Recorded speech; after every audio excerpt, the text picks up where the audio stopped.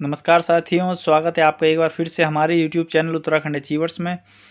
और जो इस समय पेपर लेके आए हूँ मैं वो हिंदी का है। हिंदी के पेपर के रिव्यू कर रहे हैं। तो अब बात कर लेते हैं हिंदी का पेपर कैसा आया था। तो देखिए, अभी तक जितना पेपर देखा है मैंने, तो पेपर में एक चीज़ सबसे ज़्यादा पूछी हुई है कि वह पंक्ति किसकी है। यानी कि आपको एक दोहा दिया हुआ है या फिर कोई स्टैंजा दिया हुआ है और पूछा हुआ है कि यह पंक्ति किस कवि की है या फिर यह रचना किस कवि की है। तो देख लेते हैं एक बार। पहला है, निम्नलिखित में से छायावादी कवि नहीं है। आयोग के जितने भी पेपरों का रिव्यू करवाया मैंने अभी तक, उसमें मैक्सिमम में ये चीज़ ज़रूर पूछी गई है कि नहीं है। तो इस चीज़ का ध्यान रखिए कि आयोग कैसे जो पेपर करवा रहा था वो क्या है, वो डायरेक्ट नहीं पूछ रहा है, उनमें से पूछ रहा है कि इनमें से नहीं है छायावादी कवि।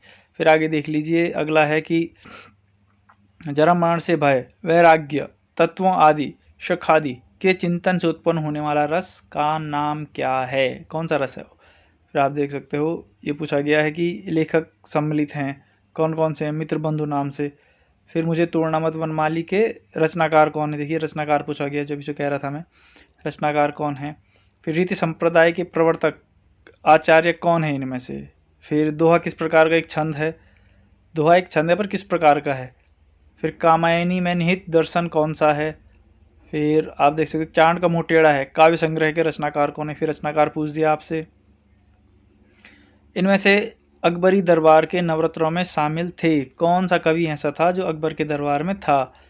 फिर अगला देख लीजिए, ये पंक्तियां दी हैं, इसमें पूछ दिया कि उपयुक्त पंक्तियों में कौन सा शब्द शक्ति है, कौन सा शब्द शक्ति है, देख लीजिएगा।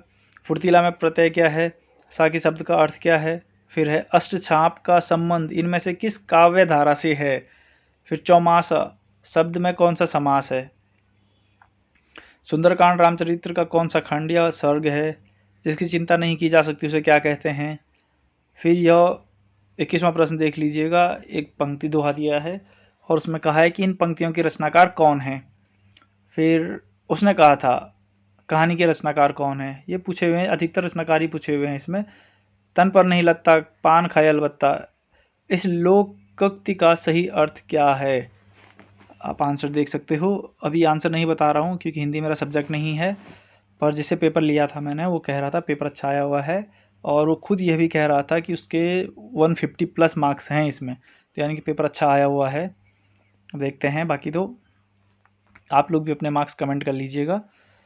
निम्नलिखित में से शुद्ध वाक्य है, वह अनेकों बार बोला, मैं माँ को एक कार्ड लिखा, भारत की राजभाषा हिंदी है और शरीर पर कई अंग होते हैं, भारत की राजभाषा बोला हुआ है। ठीक है, चीज़ों का ध्यान रखिएगा, शुद्ध वाक्य पूछा हुआ है, राष्ट्रभाषा होना चाहिए।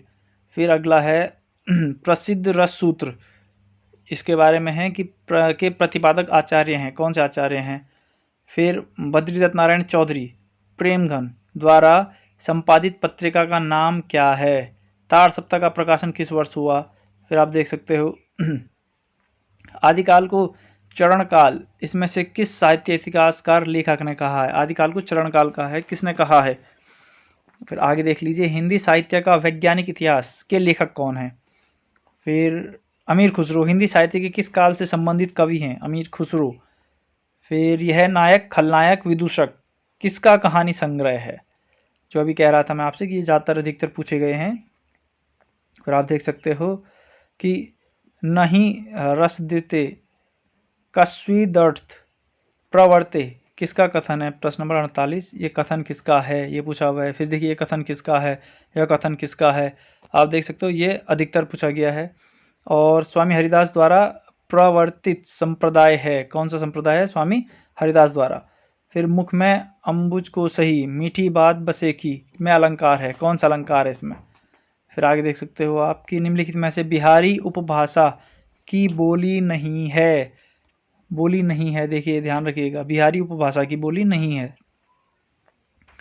फिर आगे देख सकते हो बोलती प्रतिमा रेखा चित्र के रचनाकार कौन है। फिर महादेव वर्मा के काव्य संग्रह नीरजा के लिए उन्हें कौन सा पुरस्कार मिला, नीरजा के लिए कौन सा पुरस्कार मिला हुआ है उनको। फिर गंग किस राज दरबारी कवि थे, किस राजा के दरबारी कवि थे गंग। फिर आप देख सकते हो आगे निर्वेद किस रस का स्थायी भाव है। और फिर नीचे दिए गए का मिलान करने की बात कर रहे हैं। काव्य पंक्तियाँ, कवियों का नाम दिया और उनकी काव्य पंक्तियाँ दी हैं। फिर आगे देख सकते हो आप, भला हुआ जू मरिया बहिणी हमरा कुंतु, ये पंक्तियाँ किस कवि की हैं? देखिए फिर पूछ दिया ये पंक्तियाँ किस कवि की हैं। अगर आपने पढ़ा हुआ है तो आपको पता है किस कवि की है, अदरवाइज आप बता ही नहीं सकते कि किसका है। अन्वेषण का संधि विच्छेद। फिर आपसे पूछा हुआ है कि प्रयोगवाद का प्रवर्तक किसे माना जाता है? संदेश राशक के लेखक कौन हैं? फिर इनमें से कौन सा निबंध सरदार पूरण सिंह का नहीं है? देखिए नहीं है, अगर आपको पता है कौन सा है तो आप कर लोगे। फिर रस सिद्धांत के प्रवर्तक कौन हैं? फिर आगे देखिए, खड़ी बोली हिंदी का विकास किस अपभ्रंश में हुआ है? फिर धौ का उच्चारण स्थान कौन सा है? धौ की बात कर रहे हैं। तो फिर हिंदी में कितने लिंग होते हैं? 1 लिंग, 2 लिंग, 3 लिंग, 4 लिंग। फिर इनमें से कौन सा उपन्यास प्रेमचंद्र का नहीं है? प्रतिज्ञा, सुनीता, गबन और निर्मला। फिर आप देख सकते हो, राग दरबारी के रचनाकार कौन है? नई कविता पत्रिका का प्रकाशन कब हुआ? फानेश्वर रेणु कृत आंचलिक उपन्यास है, कौन सा है आंचलिक उपन्यास? गोदान तो शायद प्रेमचंद्र की है। और खाने की इच्छा, इस वाक्यांश के लिए एक शब्द है। खाने की इच्छा को क्या कहते हैं? हिंदी का पहला समाचार पत्र उदंड मारतंड प्रकाशित हुआ था, कहाँ हुआ था और किस सन में हुआ था? फिर आप देख सकते हो, शब्द शक्ति में मुख्यतः कितने भेद होते हैं? और निम्नलिखित में से कौन सी रचना मंगलेश डबराल जी की है? फिर आगे देख सकते हो, मिस्टर अभिमन्यु नाटक के रचनाकार कौन है? गीत फारेस किसकी रचना है? नागार्जुन का वास्तविक नाम क्या है? लोकतन किस विधा की कृति है? विष्णु प्रभाकर कृत आवारा मसीहा किस गद्य विधा की रचना है? हिंदी प्रदीप पत्रिका के संपादक कौन थे? लड़का पढ़ रहा है, इस वाक्य में कौन सा पदबंध है? लड़का किताब पढ़ रहा है, कर्ता, क्रिया और क्रिया विशेषण होना चाहिए। कर्म कर रहा है, कर्म भी हो सकता है। ये हिंदी मुझे नहीं आती, बस मैं अनुमान लगा रहा हूँ, ये हो सकता है। आप देख लीजिए, निम्नलिखित में से मुहावरा है, सावन हरे न भादो सूखे, भाड़े का टट्टू, चिराग तले अंधेरा, एक पंथ दो काज। मुहावरा पूछ रहा है और कई लोकोक्तियां भी हैं इनमें से। आगे देख सकते, फूक फूक कर पाँव रखना, इस मुहावरे का क्या अर्थ है? सावधानी पूर्वक चलना। इनमें से कौन सी भाषा देवनागरी लिपि में लिखी जाती है? देवनागरी लिपि के अंदर कौन सी आती है इसके अंदर? फिर आप देख सकते हो, बुंदेली का विकास किस अपभ्रंश से हुआ है? फिर छाया मत छूना मन, इस उपन्यास के लेखक कौन है? साहित्य दर्पण किसकी रचना है? आप देख लीजिए प्रश्न। इस पेपर की पीडीएफ भी मैं अपने टेलीग्राम चैनल उत्तराखंड अचीवर्स नाम से है जो, उस पर अपलोड कर दूंगा, आप वहाँ से डाउनलोड कर लीजिएगा। फिर ऐतिहासिक भौतिकवाद किस दार्शनिकवाद का सिद्धांत है? कीरत भिनित भूति भली सोई, ये किसकी पंक्तियां हैं? देखिए पेपर में अधिकतर यही पूछा गया है कि किसकी रचना है, किसकी पंक्ति है। रौद्र रस का स्थायी भाव क्या है? क्रोध, शोक, जुगुप्सा, निर्वेद। क्रोध होगा रौद्र रस का, जितना मुझे लग रहा है। फिर वयंगराक्षम किसकी रचना है? फिर वर्ष 2018 के साहित्य अकादमी पुरस्कार की लेखिका को सम्मानित किया गया। 2018 का साहित्य अकादमी पुरस्कार किसे मिला है? फिर आप देख सकते हो, विश्व के प्राचीनतम माने जाने वाली लिपि कौन सी है? शारदा, ब्राह्मी, कैथी और नागरी, कौन सी लिपि है सबसे पुरानी? अनुराग बांसुरी के रचनाकार कौन हैं?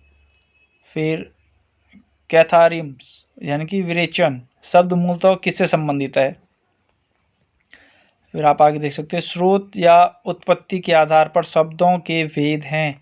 स्रोत या उत्पत्ति के आधार पर शब्दों के कितने भेद हैं? फिर काव्य दोष का लक्षण बताने वाले आचार्य विश्वनाथ की उक्ति है, कौन सी उक्ति है उनकी? आप देख सकते हो। फिर लॉरेंज के अनुसार इनमें से महान काव्य उत्पत्ति कारक है। फिर ये देख लीजिए, निम्न में से आदि अयादि संधि का उदाहरण नहीं है। नायक, नायिका, नाविक, वागीश। वागीशी होगा, बड़ी ई आ रही है, क्यों ये उसमें आ जाएगा, दीर्घ में आ जाएगा शायद। फिर आगे देख लीजिए, अंतिम प्रश्न है कि जो उपरोक्त पंक्तियों में तुलसीदास ने किस दार्शनिक सिद्धांत की व्यंजना की है।